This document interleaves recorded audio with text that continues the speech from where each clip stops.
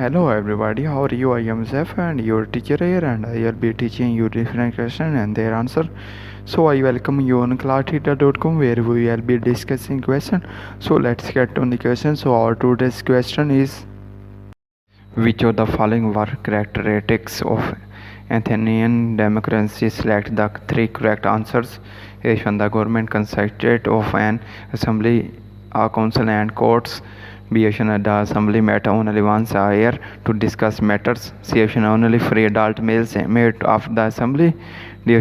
Citizens elected leaders to discuss important matters. E. Women, slaves and foreigners were not allowed to participate. The correct answer of the question is, the Indian democracy was characterized by a government made up of an assembly, a council and courts.